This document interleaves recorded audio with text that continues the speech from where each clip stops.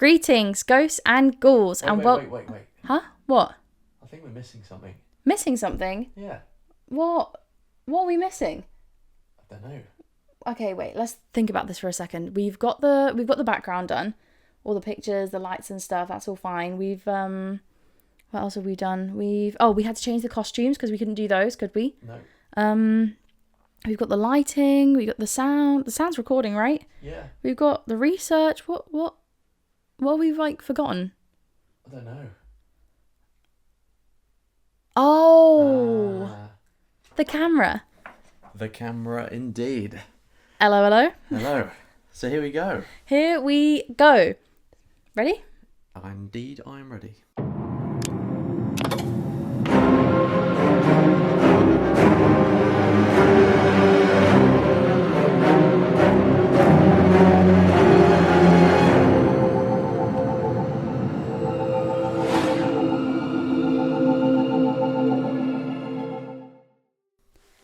Greetings, ghosts and ghouls, and welcome back to Bad Boo. Indeed, for season 2, here we Season are, 2. in the flesh.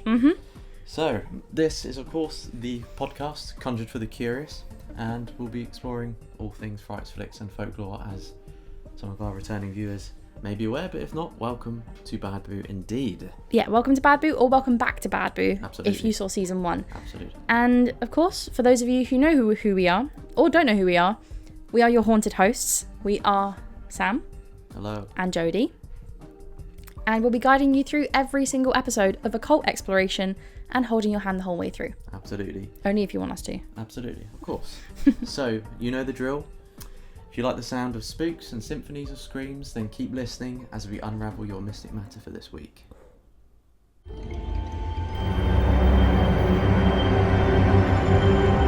So, to kickstart season 2, we are actually changing things up a little bit, doing things a little bit differently, and we're going to be ripping apart the insides of a renowned slasher movie, as well as deep diving into rippers and their bloody, brutal, infamous ways. Absolutely. But as we do that, if you're wondering why we're looking down a lot and why we're looking at what seems to be our crotches, it's actually not. Not today. It is our laptop with the Bad Boo research on it. Said notes. Yes. So we'll be having a look at our notes as we guide you through our episode today. But we would like to give a little trigger warning for this episode, because Definitely. we are kicking it off with a bang, but it is quite gory. It is very, very gory. There are quite a few sensitive subjects in here. We are talking about rippers, who, for those of you that don't know, are even more gruesome serial killers. Absolutely. So that's going to be the theme for today's episode. You can imagine what comes under that umbrella as far as stories and things go. So please listen with caution. If you know that you get triggered by things that are to do with that, or blood or gore or anything like that, then please watch out for the next episode, watch the first season, or just listen with care. Absolutely. But if you're sticking around, then here we go into a very bloody episode. So it's going to be very, very good. It should be. Hopefully, fingers crossed. Let us know in the comments. As we start every single episode, we like to ask the general question of what is the subject? So in this case, what is a ripper? Well, Sam. And well, Bad Boo. Well. A ripper typically is a word that is used only in criminology. But it is a term that refers to a type of serial murderer who kills with exceptional brutality. And what this means is it's specific to mutilating or dismembering or ripping open their victims' bodies. Often this means that they usually have quite easily deemed targets. So it's usually people who are walking around at nighttime, usually sex workers. Most of the time it's women. And that means that these killers usually act out of really sadistic rage and fantasy quite a lot of the time. Yeah. And they frequently slash the throat of their victims before engaging in post-mortem mutilation with their victim or on their victim. So it kind of not takes with the whole, because they're absolutely. deceased. It takes the whole kind of serial killer to a whole new level. To an incredibly high level. Yeah. And I think that, if we're talking about rippers, it is that kind of extra level of,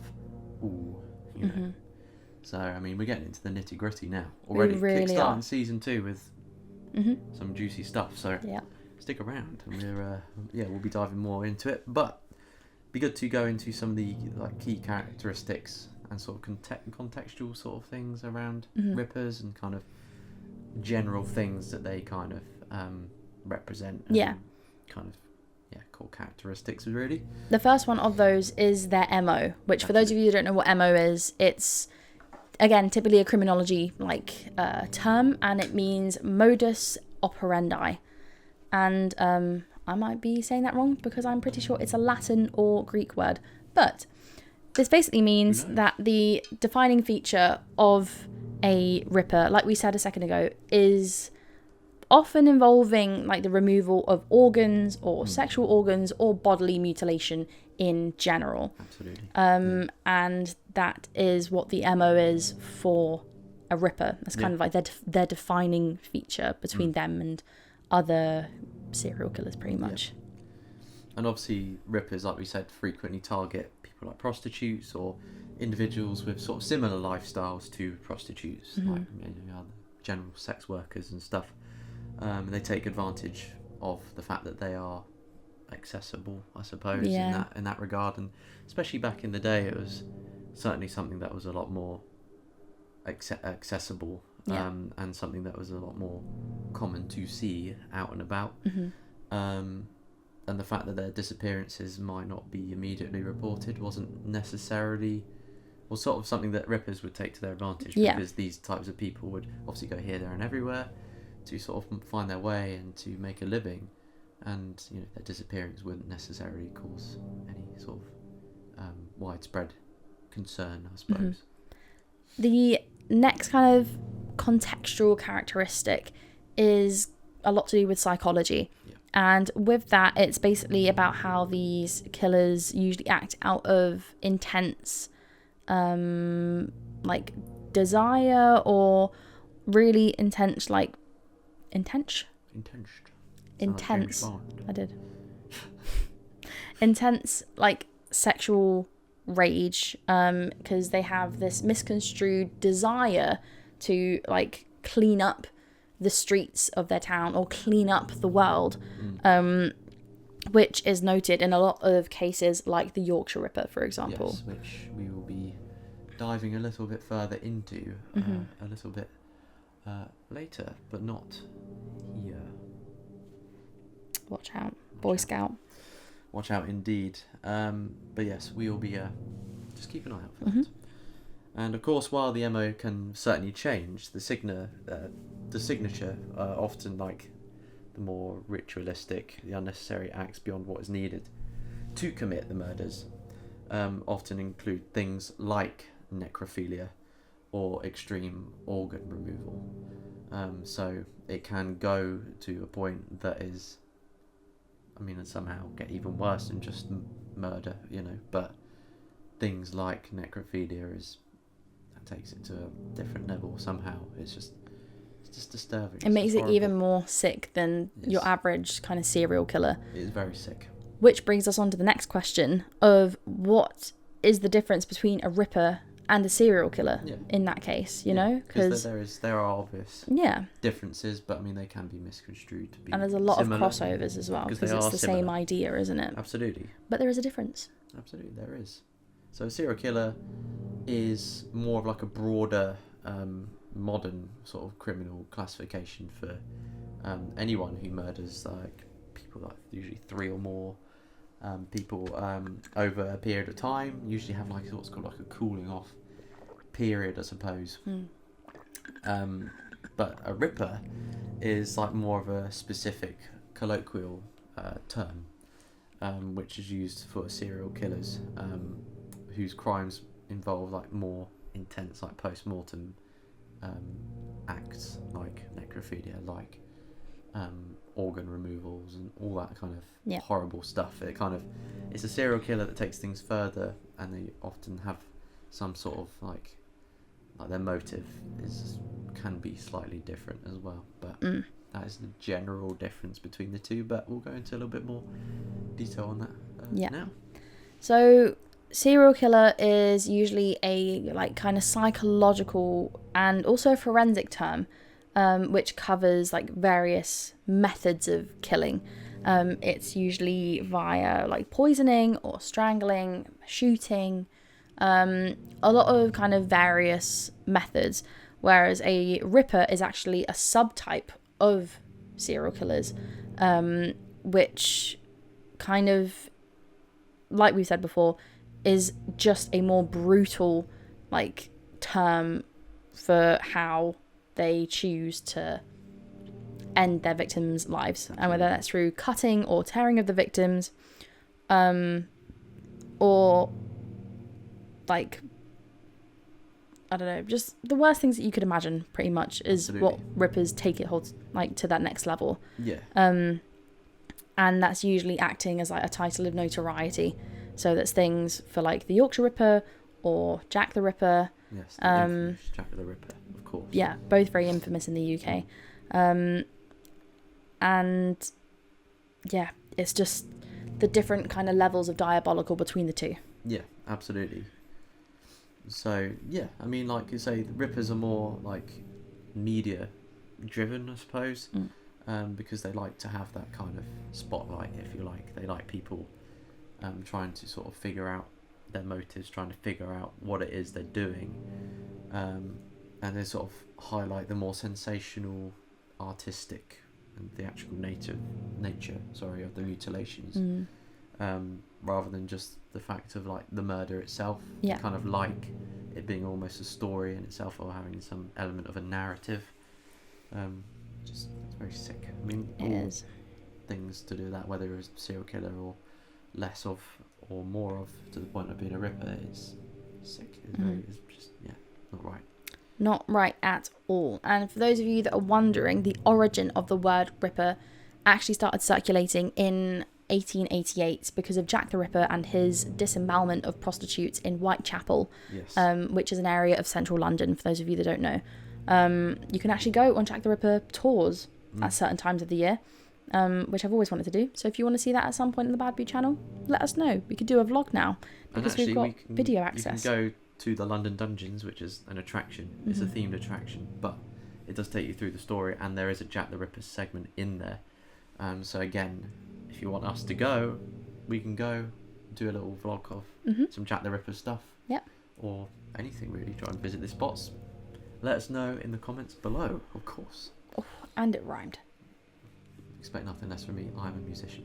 Of course. But I don't sing. I do. Both musicians in our own way. Hurrah. No, that's an insult to what you do. Anyway, the next big question, after already deciphering what rippers are and what the difference is between a ripper and a serial killer, is why? Yeah. Why did they do what they do? Yeah. We know who and we know what, but why? Yeah. It is a matter of why. Yeah. And I think we have covered a few reasons, but I think, we'll go into more of the nitty gritty, because we shall indeed. It is, there are a lot of motives, and a lot of these can be combined as well. The first one of which is basically sexual sadism or lust murder, aka, very long word, so bear with me on this one. Erotophonophilia.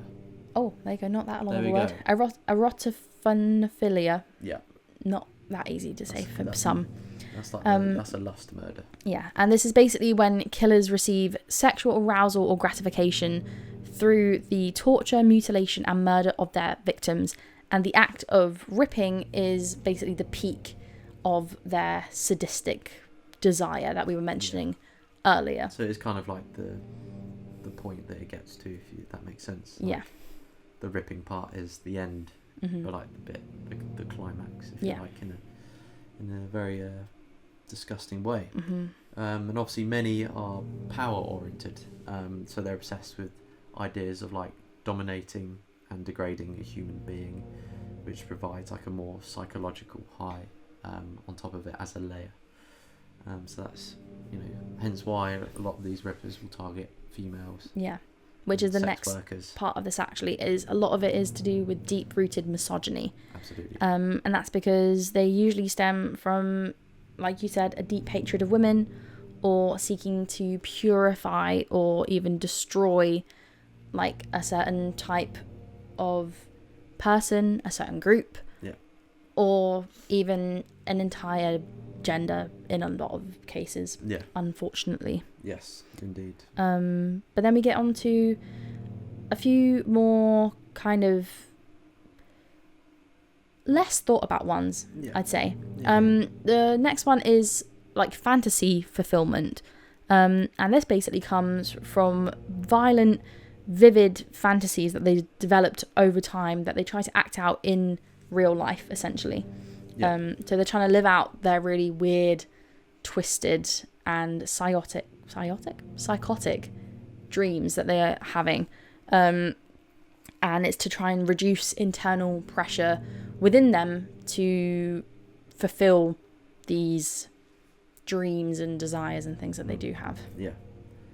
And obviously they often target vulnerable people, like we say, such as prostitutes in isolated areas, again because it minimises their risk and provides like easy opportunities to catch their victims. And again, opportunistic. Again, the disappearance of said prostitute wouldn't be necessarily, especially at the time, wouldn't necessarily be seen as anything like uncommon. So that's why they do it. That's another part of the reason why they do it. Then we do have the classic of these people being very antisocial, them kind of being shutaways of society, and also having psychopathic traits, or just experiencing psychopathy in general. And this is usually when they exhibit coldness, a lack of empathy, antisocial behaviour, personality disorders, or just anything that can kind of declare them legally insane. And that's not to say that all of these people who experience personality disorders or even psychopathic tendencies tend to be serial killers. It's just that in a lot of cases it is something that has been they usually adopt these kind of traits. They do as well. Or a lot of the times it's things that have been recognised since they were a child but haven't actually been dealt with as an adult. Because they haven't been in the predicament to be able to get medications or get therapy or get help for any of these things, and it results in an awful way. I think that especially like it being before, it was a lot more of a taboo subject, like mental health disorders. There hasn't been a Ripper for a while. No. So thankfully yet. But there's obviously, mental health disorders and mental health in general was so taboo that I think that any idea that anyone had like a personality disorder or anything like that, it could be shut down, and it wasn't supported as much, which is why a possible reason to why Rippers were more prevalent back in the day. So and of course, similar to hunters, really, these sort of Rippers, the killers, they derive pleasure from the process of stalking, killing and escaping detection. So it kind of gives them that high of like, oh, I enjoy this is good. So there's so many motives. I mean, those are like the core fundamental motives behind what Rippers do. But until you ever experience it, you're never gonna truly know the independent reasons why a person would be driven to such a thing. But these are just the speculated ones, are the ones been proven from different kind of admittances from people that have been caught for crimes that they have committed. But on the note that we were just getting to a second ago, not all serial killers are psychopaths, and not all psychopaths are serial killers. Absolutely. That's definitely something we want to preface. This is most of them in the Western world, so between 50 to 90% of serial killers are psychopaths. However, things like sexual sadism or necrophilia also count as neurotypical individual traits as well.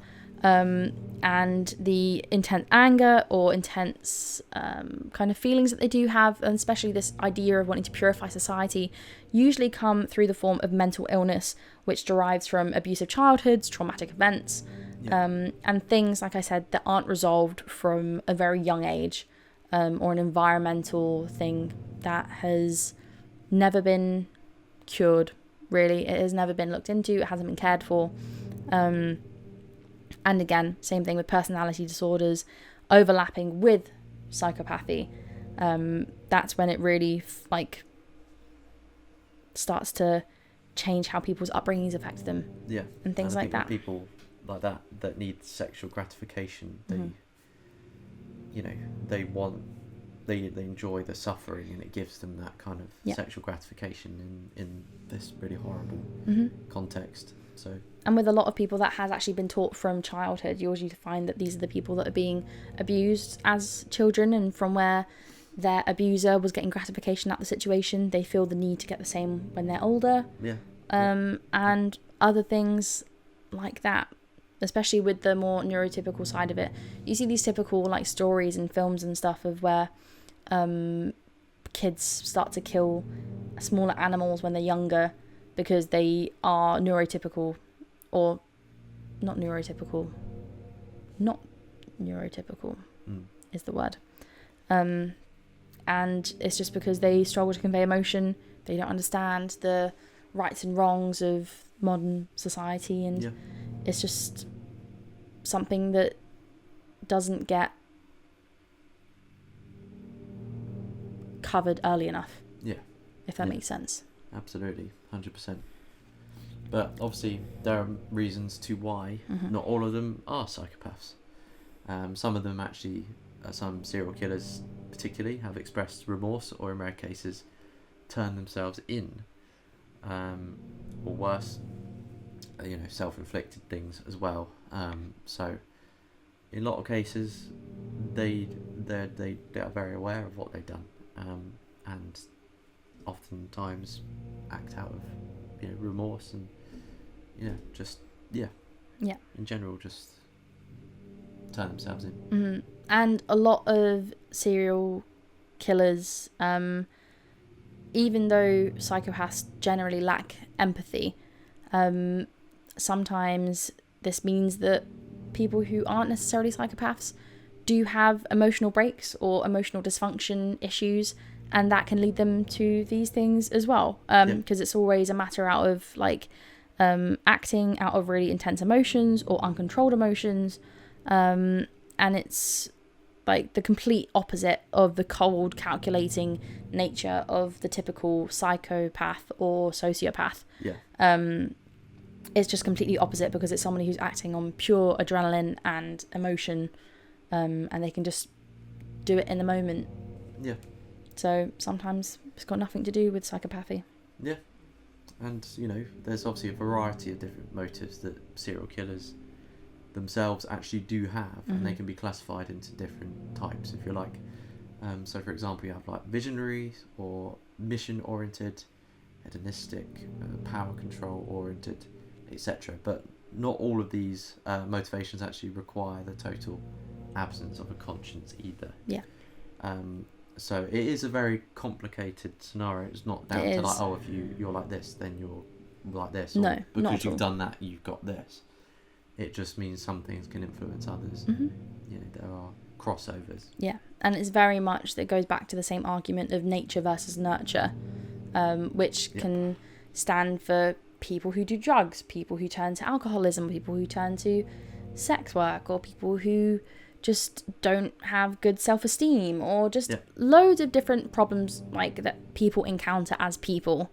And it just displays differently in some individuals, and things like abuse can trigger it, or things like neglect can trigger it.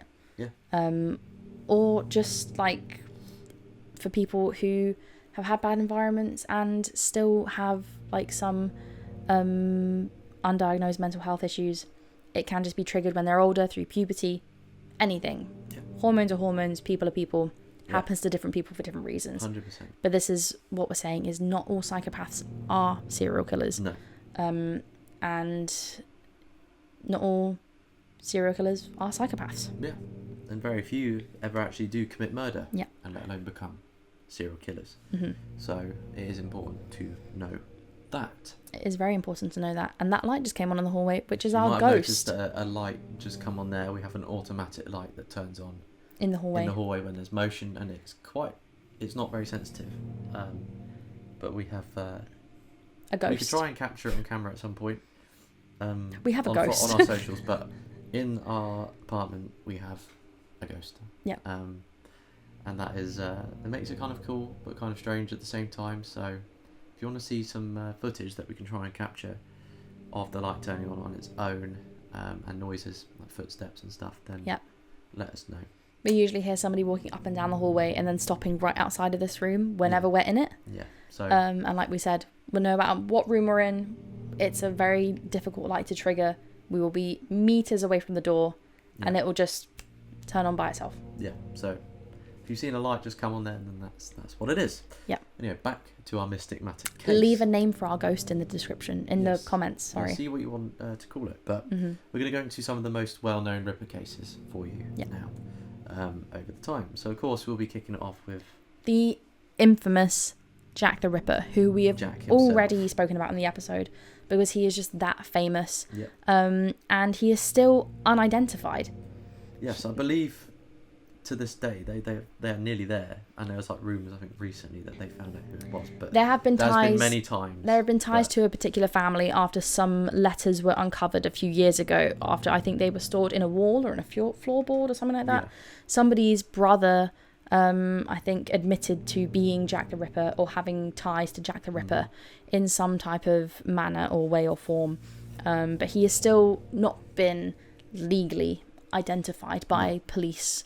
And for those of you that don't know, his murders happened again in Whitechapel, London, in 1888 in the autumn season, and he had about 11 murders. Yeah. And 5 of them were really well known as the canonical. Why can't I speak today? Canonical. It's the first season 2. We're back. Yeah, the canonical 5, which were Mary Ann Nichols, Annie Chapman, Elizabeth Stride, Catherine Eddowes, and Mary Jane Kelly. I read that as Mary Kane Jelly. Deary me. But yeah, he's the world's most famous and of course unidentified serial killer. But that's why he's so famous, because he never got caught. Probably if he was caught, he wouldn't be as. I mean, he'd still be famous, obviously. But unfortunately. Yes, and he targeted sex workers notoriously, and slashed their throats and mutilated their bodies in ways that suggested surgical or butcher-like knowledge. And he gained infamy through his sadistic, taunting letters sent to the police and the press. So he obviously knew a lot about butchering, like animals and stuff, and surgical acts that meant that when he did what he did to his victims, he knew exactly what he was doing. Specific way. Yeah. That could link to that. So yeah, that is Jack the Ripper. Then we get on to number 2, who is Peter Sutcliffe, aka the Yorkshire Ripper. Indeed. Which hits a little bit more close to home, actually. Which you will find out soon. You will indeed. For those of you that don't know, Peter Sutcliffe was the Yorkshire Ripper, and he was active from around 1975 to 1980. And he was committing his murders in the northwest of England, and specifically Yorkshire, hence the name Yorkshire Ripper. He was convicted of murdering 13 women, and attempting to murder 7. So his victim count is up to 20 people. Yeah, so that was even higher. Yeah. Jack the Ripper, at least noted down. Pretty nasty. And obviously this is much more of like a modern day serial killer. This is when in the 70s and 80s. Our parents were alive then. Yeah, this was happening. They are still alive now, just to preface. Yes, they are. But this is when they were little. Not even little, younger. Yeah, younger. In their teenage years? 20s-ish? Yeah. Yeah. Yeah. Which is really crazy to think about, actually. But for those of you that don't know, Peter Sutcliffe was a lorry driver, and he was named the Yorkshire Ripper because he had mutilated his victims' bodies using a hammer and a sharpened screwdriver. He primarily targeted women in the red light districts of Yorkshire. For those of you that don't know, red light districts are the sex working areas of the more working class parts of Yorkshire, or parts of any country, to be fair. Yeah. And he believed that he was on a mission from God, where he was interviewed several times by police before being caught in 1981. The fact that he was interviewed many times, and we noted down 9 times the police chatted with him, and he was eventually caught a year after his stuff was going on. So, yeah, that man was, absolutely crazy stuff. Let's put it like that. But for those of you that want to know more about the Yorkshire Ripper case and go into it in a bit more of a deep dive, stay tuned. Stay tuned around for that. Then we have number 3, who is the Blackout Ripper, aka a Mr. Gordon Frederick Cummins. He was active in 1942, around February, in England and specifically London. Again. And he murdered 4 women in just a few days during a blackout during the wartime. So this would have been during the Second World War. Yeah. So, he was an RAF serviceman, actually, who used the chaos and the darkness of the Second World War to commit exceptionally brutal mutilations. That's crazy. And his crimes were as gruesome as the original Jack the Rippers, but he was captured very quickly and sentenced to death at the end. So he was, that was swiftly dealt with in a certain way. But yeah, he was, I suppose he could have been like not a fan of Jack the Ripper, you know what I mean? Like a copycat type person, you know, like inspired by the events of Jack himself. So that's terrifying though. Imagine being like in the war already and you're in a blackout, everything's having to be turned off because a bomb could be dropped any second and you're killed. And this guy. By a random man who has like nothing to do with the war at all. It's not like it's somebody from enemy territory or anything like that. It's just completely out of the blue. Yeah. Crazy. Terrible. Crazy stuff. Then we also have the Rostov Ripper, or the Red Ripper, otherwise known as Andrei Chikatilo. Yeah. And this was in the Soviet Union between 1978 and 1990. And out of all of them, he was convicted of the most murders, which was a hell of a margin of 52 people who were brutally murdered by him. Yes, and he's noted to be one of the most prolific serial killers, and is nicknamed the Red Ripper for his sexual sadism. Involved like stabbing, slashing, mutilating women and children, and he often disemboweled his victims and in some cases removed their organs entirely. So it's just crazy. Yeah, that is pretty nasty. Again, that's a lot of murders. Yeah. In that time. It is definitely like probably the worst one to think of, I think. Yeah. Because it's so many people and children as well. Yeah. It's so bad. Just to give a quick nod to a few that we haven't really mentioned so far, we also have the Chicago Rippers, who was actually a Ripper crew back in Illinois in the US. And this was between 1981 and 1982. Yep. And they were suspected of the murders of up to 17 women, but only a few people were actually ended up being convicted. We then have the dating game killer, who I've actually seen a video of online. Have you seen the video? Yeah. There's he was on a TV show, I think, because he was actually on a dating show back in like the 70s. Yeah. Wow. And you can look up the clip online. So if we can find that, we will put it in the description for you. Yes, indeed. Because it's very, very creepy. But he was convicted of 5 murders, but actually estimated to have killed over 100 people between the 70s and the early 2000s. That's mental. That's really crazy. And then finally, we have probably the most famous of them all now, because of a certain series that came out on a certain streaming platform a few months ago. We have the Butcher of Plainfield, aka Ed Gein. Ed Gein himself. Who was convicted of 2 murders, but the case goes on and on, from grave robbery and all sorts. And that happened in Wisconsin in the US in the 1950s. Indeed.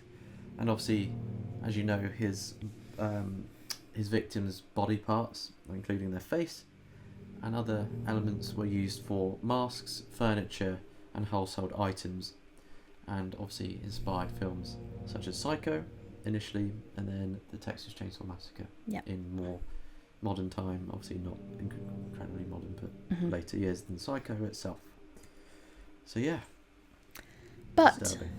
You are probably wondering how we're going to kind of wrap this section of Rippers up.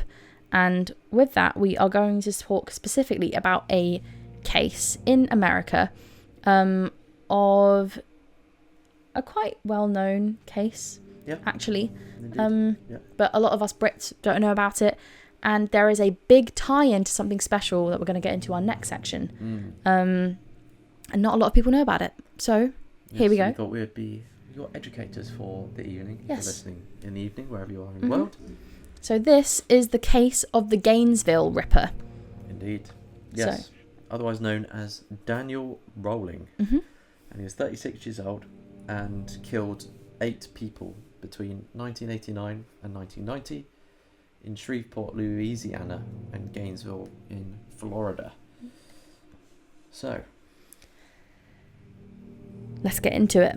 The first part about Mr. Rolling's life is about his upbringing. So he had an abusive upbringing, and he was born in 1954 in Louisiana, and he endured extreme physical and emotional abuse from his father, who was a police officer.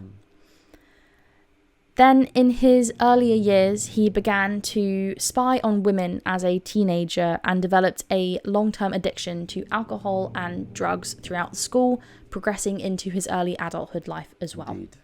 So he then joined the US Air Force in his more adulthood era, but was discharged just a year after being discovered for drug possession, disobeying orders, and a diagnosed personality disorder. And he committed multiple armed robberies in Georgia and Alabama throughout the 1970s and 1980s, spending significant time within prison. He then married in 1974 after leaving the military, but the relationship ended in divorce due to his violent and erratic behaviour. And before the murders, he was actually known for being a drifter who couldn't hold down a steady job with a penchant for peeping into windows. So a peeping Tom, for those of you that have heard that term before. Indeed. This leads us literally up until the murders, essentially.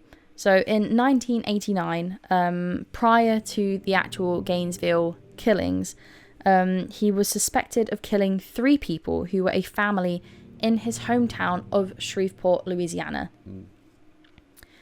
After he had arrived in Gainesville, Florida in 1990, so after he had killed those 3, he lived in the woods and was looking to escalate his criminal activities before committing the murders in August of that year.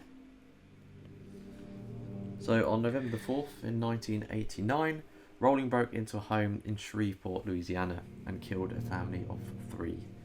24-year-old Julia was mutilated, cleaned, and posed, and these murders would remain unsolved for a year afterward.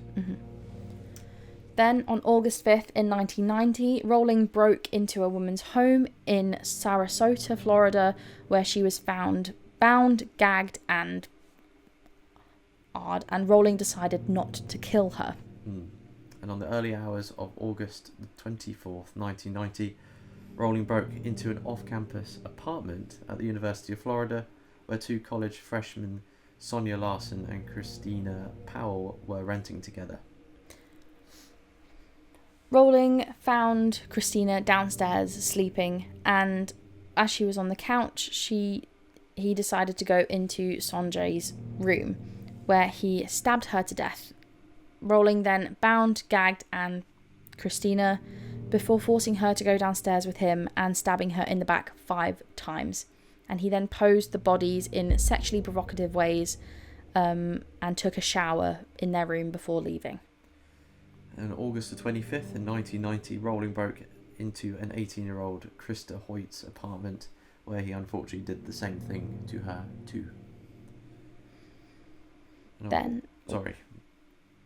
So then on August the 27th in 1990, so literally 2 days after, Rowling broke into a 23-year-old's apartment of Tracy Paul's, but found her boyfriend instead, who is also 23, and this was Manuel Taboda, who was asleep in the bedroom, and killed him after a struggle.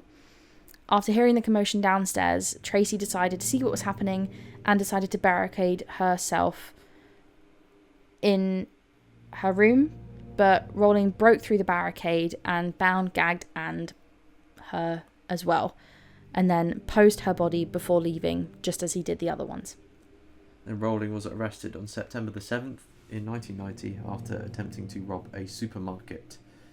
And in November 1990, Louisiana LE discovered that a triple homicide the year before and Gainesville murders might be connected due to the similarities in the MO.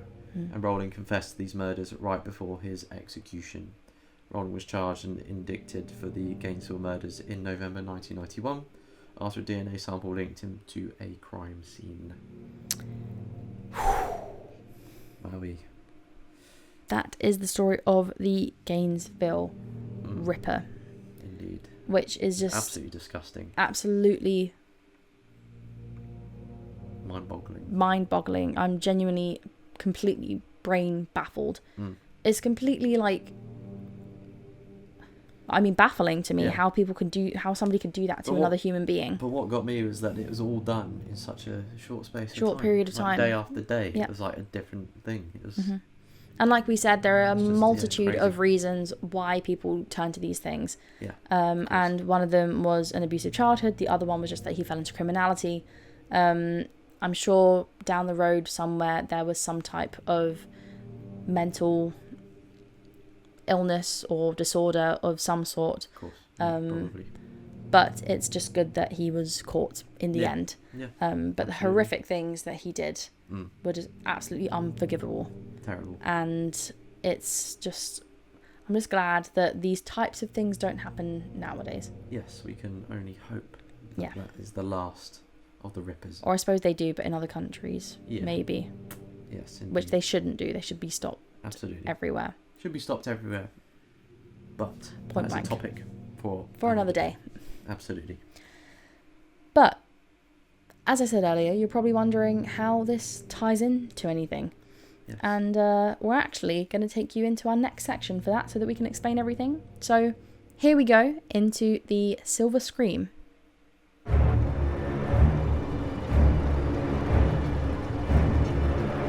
Okay, so as we've alluded to for this entire episode, you're probably wondering, what film are you going to do for the Silver Scream section today?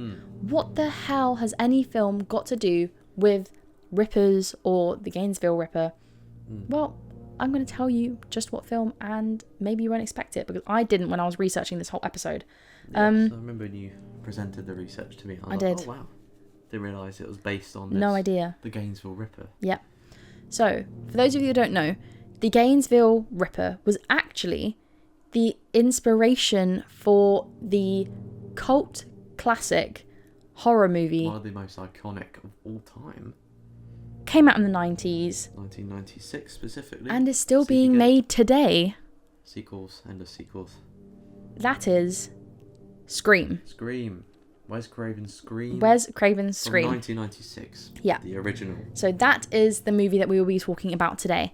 So, for those of you that don't know, let's give you a little plot summary as to what happens in the film. Absolutely. So, set in the quiet town of Woodsboro, California, Scream follows high schooler Sidney Prescott, who is played by Neve Campbell, who is still grieving the brutal murder of her mother, exactly 1 year prior to when a new string of murders actually begins, carried out by a masked figure known as the notorious Ghostface himself. Hurrah! On my top right here. And the film was actually inspired by the real-life Gainesville Ripper. He was indeed. who obviously, as you know, murdered 5 students in Florida in 1990. And writer Kevin Williamson saw a news special about the case and became so paranoid that he actually couldn't sleep, and actually led him to writing the opening scene of on that night. Yep. And the opening scene of Scream is so classic. It's wonderful. It's a brilliant opening scene. It really is. So, as we always do in our Silver Scream episodes, we're going to give you a few little fun facts about the film. Yes, and we'll chat about our thoughts about it the whole way through. Our thoughts and opinions afterwards. Absolutely. So the first one is that during the iconic opening scene of the film, the prop master actually forgot to unplug the phone. So when Drew Barrymore was calling 911 several times over and over again and screaming and crying down the phone, local police were actually called. And the set ended up in panic as to what was happening, because the police kept on showing up and everybody kept on getting in trouble. Yeah, that's pretty crazy. Yeah. I love these little stories that we have. In our first season of Bad View, we talked about sort of similar things on like Nightmare on Elm Street, which is actually done by Wes Craven himself as well, and things like Halloween, which is done by John Carpenter. It's very interesting how all these like older films kind of, there's so much effort that goes into all of these old classics that causes just random things like that to happen. Which is, well, now it's coming wonderful. back though with things like Backrooms. Yes, we're having a resurgence of horror. Where it's all handmade really horror, exciting. as I like to call it. Yes, really, really exciting. And obsession as well. Yeah. Mm-hmm. Yep. Anyway, that leads us to point number 2. Absolutely. Fact number 2.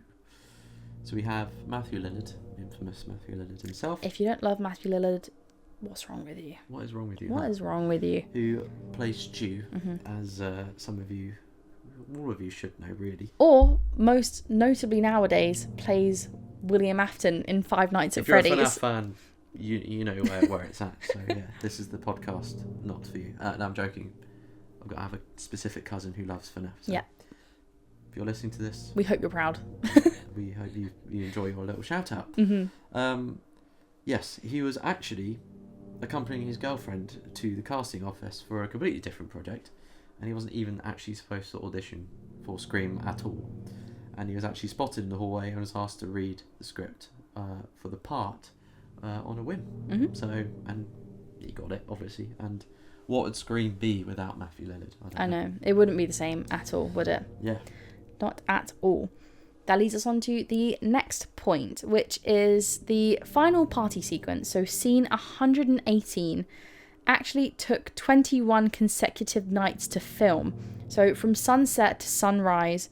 When they finished, the crew actually had t-shirts made that said, "I survived scene 118." Like That's scene cool. 118. That's pretty cool. I love that. 21 days. Oof. That's 3 weeks. It's 3 weeks. 3 weeks of consecutive nights to do the same part. That's crazy. American filming laws are mad. Yes, they are. They are mad. Yes, they are. But yeah, to keep the actors actually genuinely unsettled throughout the film, Wes Craven actually never allowed the cast to meet Roger L. Jackson, who was the voice of Ghostface. It's a brilliant voice. During filming, and Jackson would actually hide in the bushes or behind curtains on the set and call the actors prop phones live during scenes. That's really like... That's a really cool fact, and it's just to make them sort of feel like they're on edge. That would really freak me out. A little bit like out. a specific game that Jodie actually bought me for my birthday this year, which is it's called Scream the Game. Straightforward. It's by Funko Games, for those of you who don't know, and it's like a board game type of thing. It's really fun and very intense, because the Ghostface phones your actual phone in it. I'm at the Marker House. I'm at the school. If I catch you there, show me blood. Yes, and you have to it's really like a good. card game mixed with your phone. If you haven't got it, get it. If you love Scream, you'll love it. It's really good. Anyways, back to the facts. In the finale, when Sidney stabs Billy Loomis with an umbrella, the actor, aka Skeet Ulrich, who in Scream... Everybody loves Skeet Ulrich in Scream. If you haven't seen our edit, go and follow Bad Bill on TikTok and Instagram, because we know where it's at. So go and follow us on there. We do. But Skeet Ulrich actually screamed in genuine pain because he had had open heart surgery as a child, and the umbrella tip had actually hit the surgical site from when he was younger. And so director Wes Craven actually kept the scream in because the reaction was so raw. That's cool. That's cool. I mean, poor Skeet, but it's a great scene. It was a great scene. The film is a great scene. Yeah. Bottom line. The film is a great scene. But what a line. I mean, yeah, it's fully self-aware. The film, and that's what makes it so amazing. Is that it's such a self-aware film. Yeah.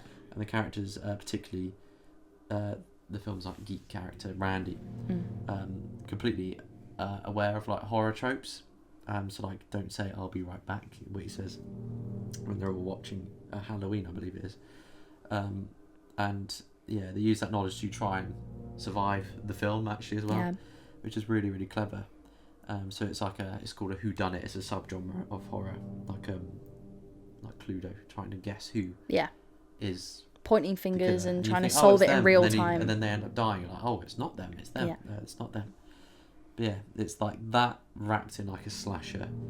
So it's blending like that general terror with like that sort of wit of that sort of self-awareness. It's really fantastic. It is fantastic. Wonderful. However, with fantasticness comes popularity, and with popularity comes controversy. Ooh. So, oh dear. As much as we absolutely love Scream from 1996, and I keep on specifying the date because some of the other later films in the franchise are maybe not our favourites. We won't say which ones. Let us know your favourites. Yes. The least favourite. In that order, please. Yeah. Of your Scream films. But Scream equally has as much controversy as it did success. Indeed. So let's get into a few of these then, shall we? Yes. The MPAA originally gave the film an NC-17 rating because of the gore. However, Wes Craven actually had to lie to them, claiming that he didn't have any more footage to cut, and so eventually convinced them that the violence was satirical. Is that the word? Satirical. Yes. Satirical. Satirical. I completely said that right the first time. Yeah. Rather than gratuitous. And so it went on to secure an R rating. Indeed. After that. So, I mean, it's not the most gory film that I've seen, but there are, particularly the opening scene. Yes. With Drew Barrymore. I think that is the most like graphic scene. I think that is the most gory part. Yeah. In my opinion, at least. But obviously there are pretty gory bits in there throughout the whole thing. But yeah, the production was actually originally supposed to film at Santa Rosa High School. However, the school board pulled out at the last minute because they felt that the script was too violent. Again, another thing to do with the gore.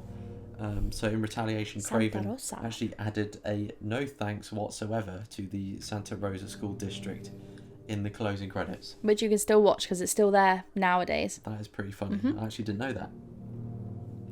And the film was actually shot under the title Scary Movie, funnily enough. Yep. Which is where Scary Movie got its title from, because it is kind of like a Scream Mickey take, which Scream is a Mickey take of horror tropes in many aspects, whilst also being a really good slasher film. Yeah.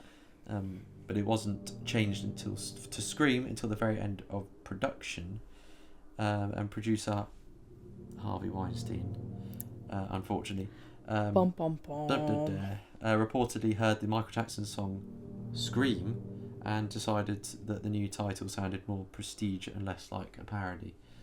It's probably the only good thing that he's done. Literally just about to say that verbatim. The only good thing he ever did for Hollywood. Yeah. Anyway, getting on to some more controversies and conflicting facts. Indeed. Some contemporary critics in 1996 felt that the music? There's a great music in Scream. There was. That they felt that the movie was basically snaring at the horror genre, which it does. Yeah.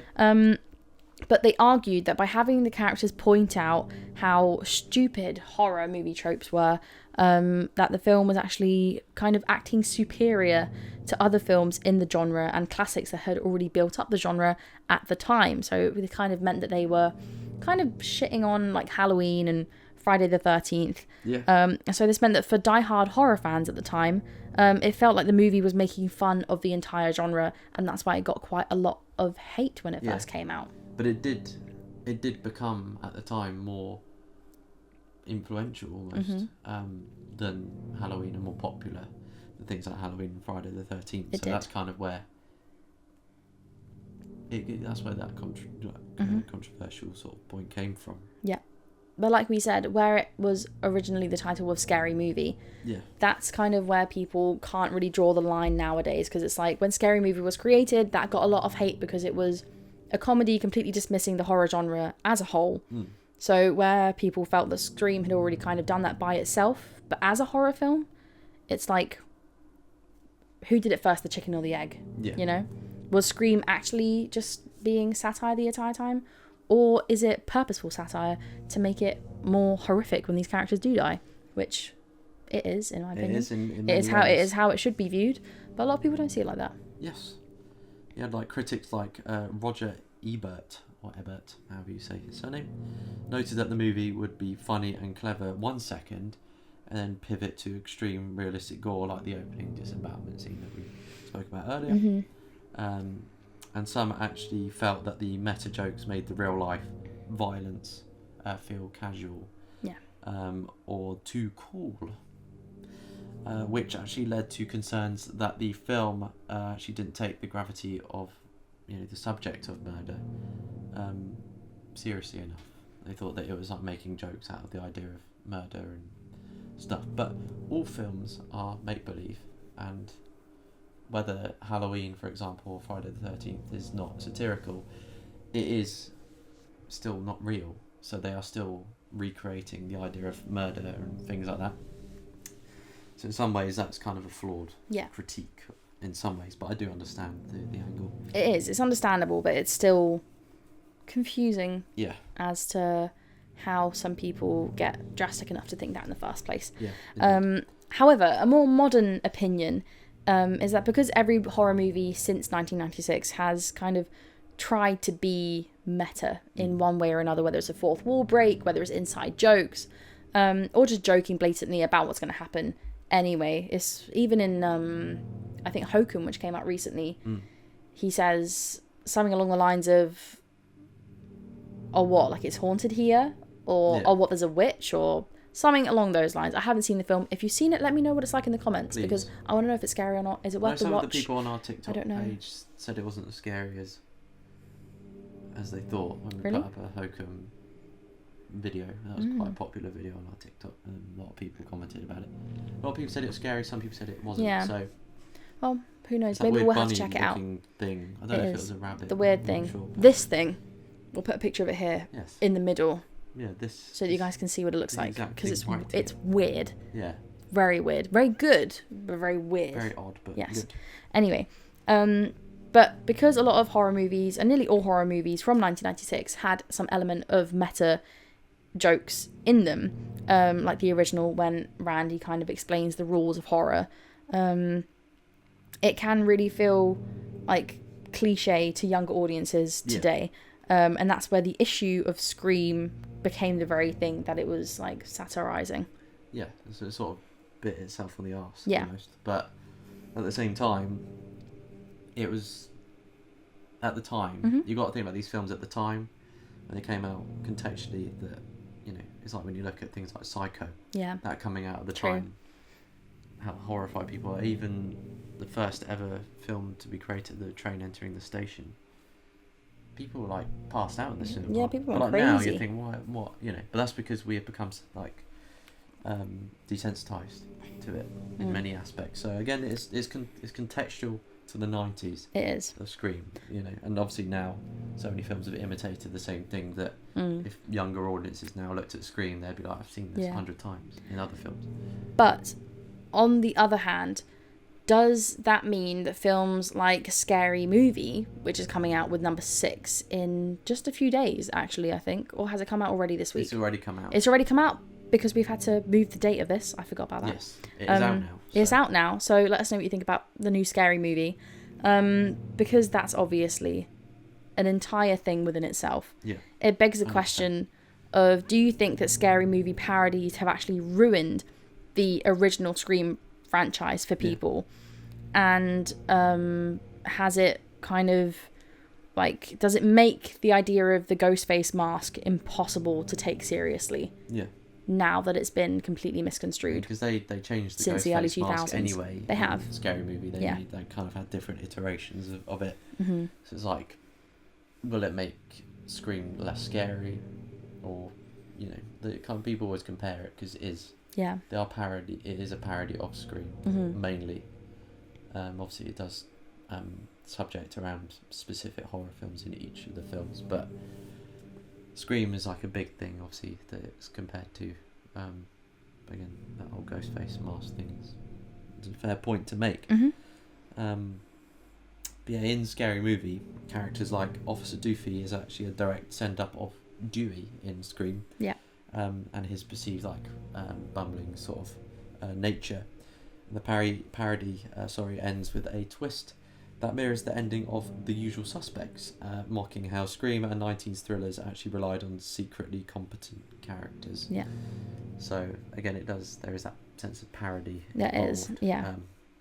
Of films like Scream and other ones in the 90s. And where Scary Movie 2 parodies the entire opening scene of Scream 2, where a character is like killed in a movie theatre. It uses it to make a sharp comedic point about the kind of unspoken rules of movie theatre etiquette and about how audience members behave during horror films, but often ignore the obvious danger that is ensuing in those scenes. And it's very much like, even in Scream, when Randy's pointing out to Jamie Lee Curtis.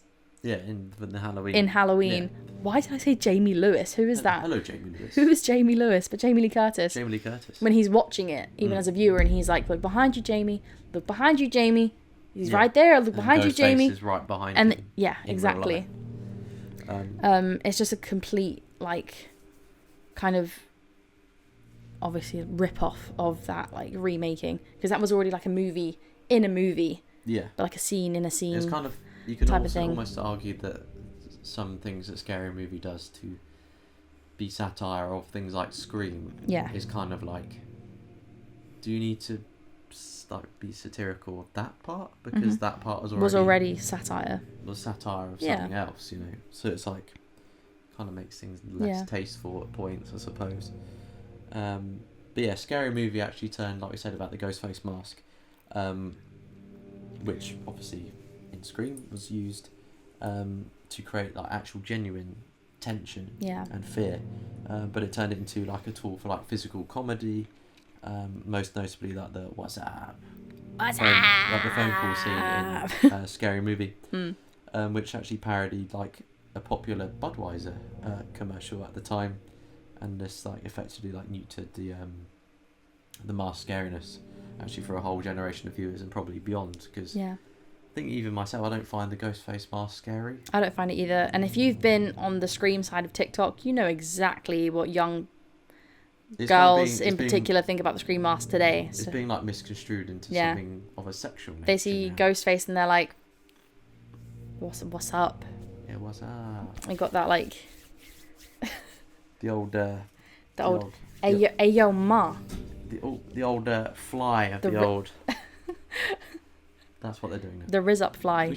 We should do an episode on the fly. We should. You want to see that at some point down the line? Not this season. We have already scheduled it actually. But is it part of this? It is part of season 2. I forgot about that.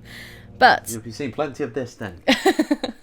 In that episode. You will be. Hopefully not. Which will be another graphic episode for you guys. It's going to be a graphic season. We're just saying. Yes, we're taking things up a whole different level now. But just to say, before we get on to the last segment for this episode, no hate to Scary Movie. I've loved Scary Movie since I was a kid. Good. They are very, very funny. They are obviously satire. Yeah. But I think they make themselves very well known to be satirical. Yeah, and they do comedy in a brilliant way. Yeah. And I think that's where the confusion kind of lies with these subjects, is I think that as much as Scream is obviously an amazing film in itself, Scary Movie yes. is also an amazing film in its own entity. And that's because with horror, as a director, with horror, it's very, very easy to make a horror film into a comedy. Yeah. And it's like, even... Where is he? Jordan Peele said that a horror movie without music is a comedy. Yeah. Or something along those lines. He said the difference between a horror film and a comedy film is the music. That's it, exactly.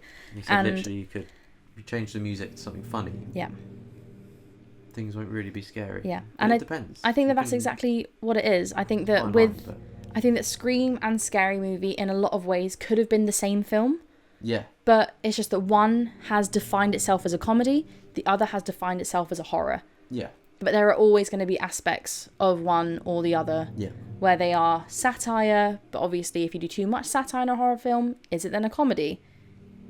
Who knows? If you do too much horror in a comedy film, is it then a horror? Yeah. Who knows? Who knows? But that is an argument that we will leave up to you in the comments. Yes. So let us know how you feel about it. Yes, argue away. We'll join in. Get us involved. Yeah, we'll be there. Not in real life. I'm joking. Ah. Sorry. But, swiftly moving on to the last segment. Just checking if it was the last one or the penultimate one. The last segment. We have a new structure to of our today. episodes this We time. do. We're trying. Please. Yeah. Please be nice. Please. That leads us on to our spooky spotlight.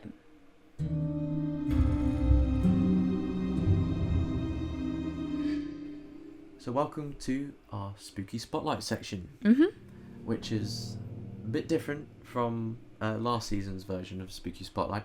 But yes, we have got a Reddit story for you. We do indeed. It's our little segment of the episode where we finish it off with a little spooky bedtime story for you guys at home listening to this. So we thought we would leave it on we're going to leave our episode on a bit of a spooky tale. This is actually making me feel a bit tired already. Yeah, it's bedtime. So maybe this will keep me up. Who knows? Hopefully it doesn't keep you all up, but... Also, if you see me rubbing my eyes, it's because I'm tired and I forgot my glasses. If you see me moving around, it's because I'm still recovering from my back problem. Yes, so just event. Bear with us. Yeah. Bear with us. But this is the Reddit story from the user called EAPATBP. You got a weird name, fella.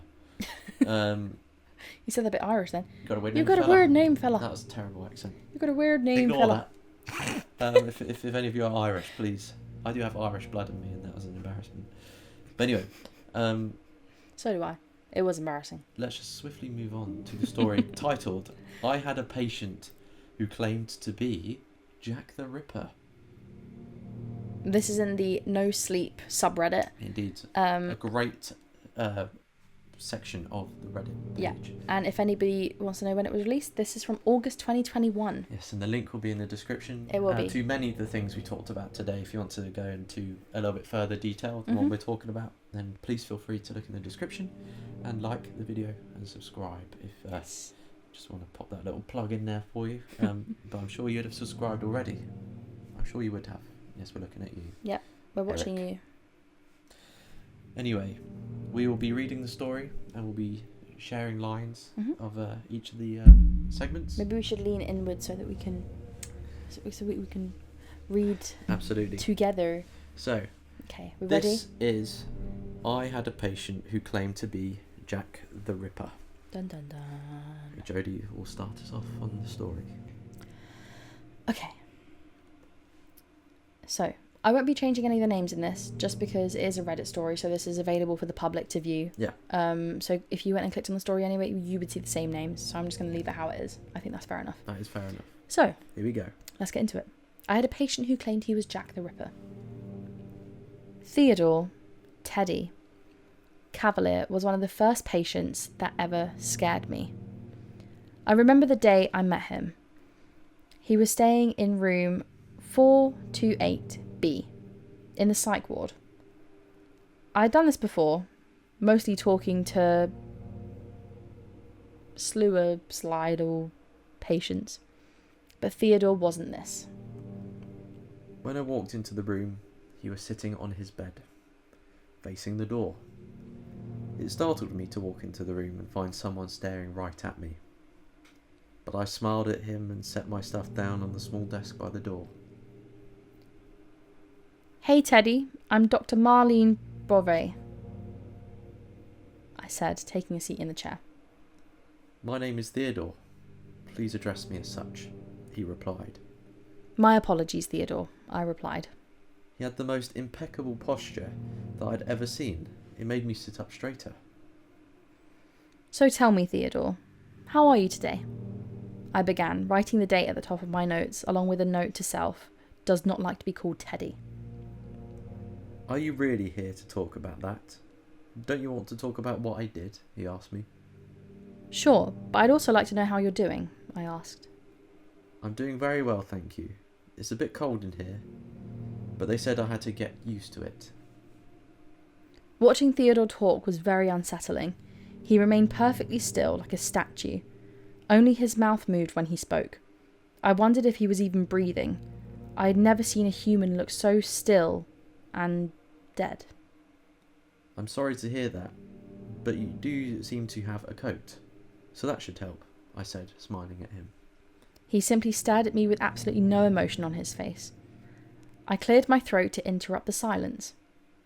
"I have your medical history here, and I'd like to get into that, but first I'd like to ask you some questions about your family. Is that alright?" I asked. "Of course," he replied. "Alright then, let's start with your parents. How would you describe your relationship with them? Did you like them? Did you get along?" Theodore didn't move as he responded. "My parents were people of average intelligence. They could never help me with problems because they did not understand. I think they feared me because they knew how much smarter I was than them." I jotted down some notes. "I see. What about your sister, Emma?" "Her name was Amelia. I didn't care so much for her. Still no movement." "And why is that? Was it an age gap? 8 years, right?" "No.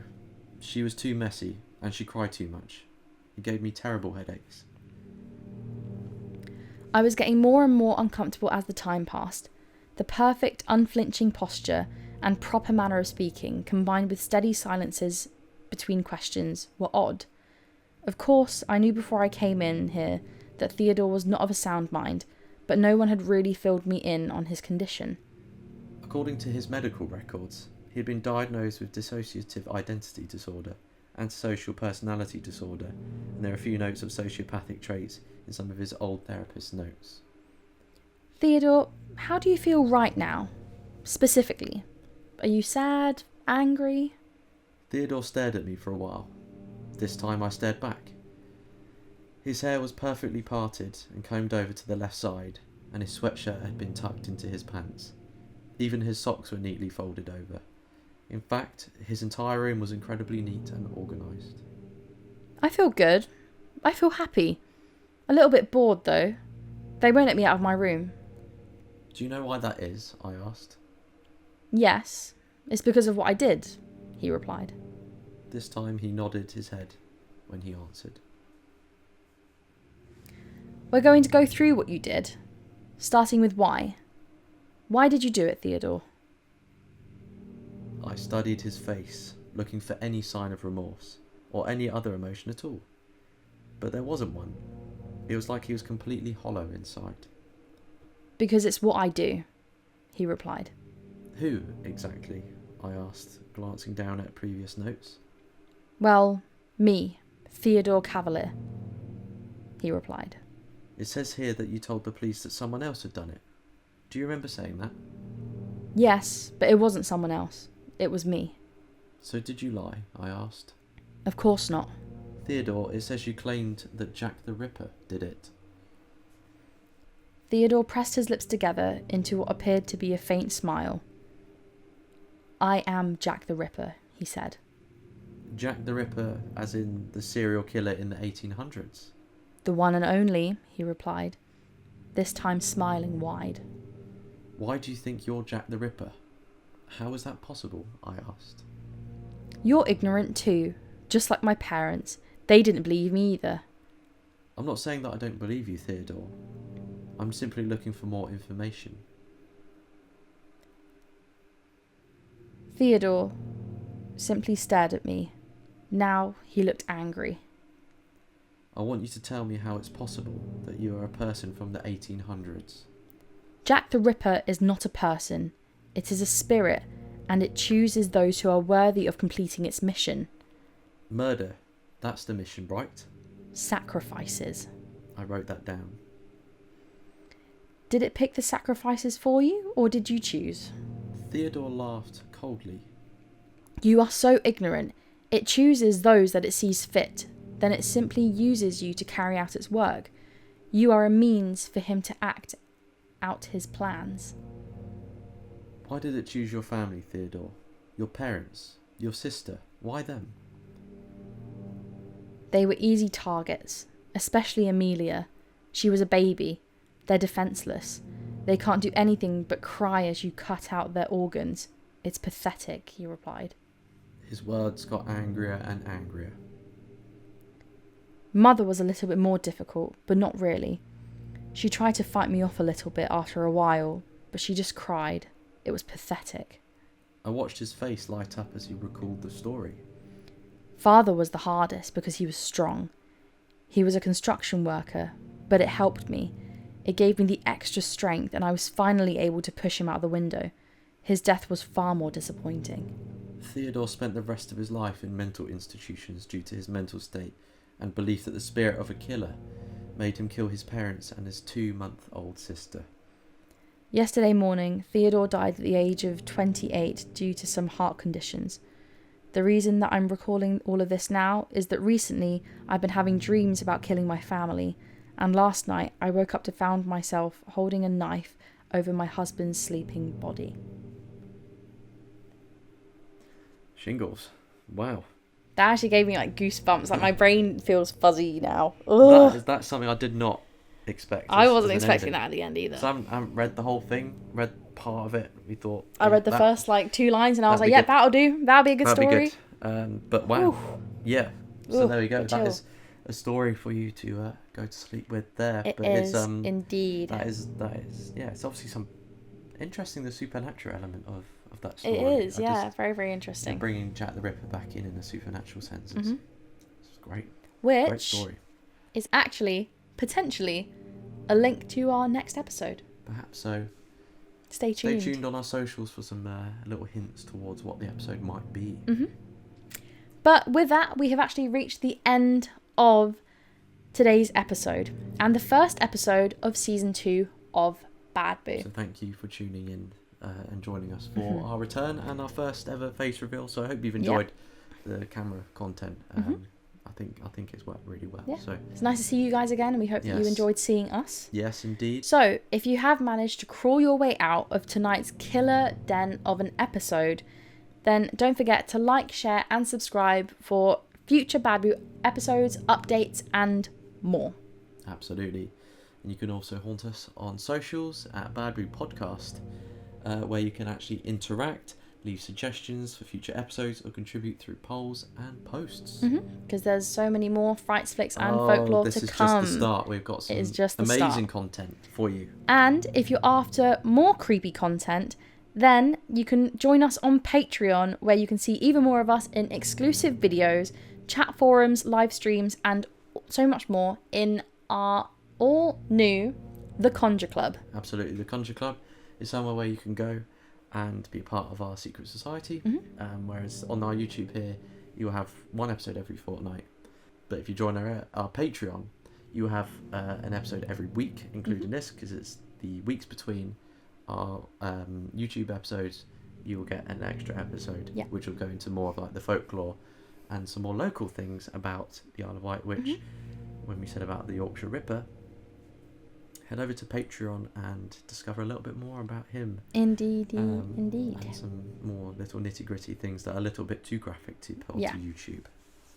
Exactly. So you can go and follow us on there. Join the Conjure Club family. And like we said, there will be 2 episodes a month on the main YouTube channel, and then 2 episodes a month on the Patreon as well. because it will work every other week. So one week it'll be YouTube, the next will be Patreon, and vice versa. And that so, includes like Q&As, live streams, possibly some gameplays as well. Gameplays, film reviews, yeah, extra folklore, extra movie reviews, and all digests, sorts. and some possible merchandise Ooh. at some point. Mm-hmm. But more into that at another time. Yeah. And that is actually all from us for this bloodbath of an episode. So, we have been your haunted hosts, Sam and Jodie, unravelling the dark and watching scary movies so that you don't have to. Absolutely. And until next time, keep your lights on, your doors locked, and remember, the shadows are never empty.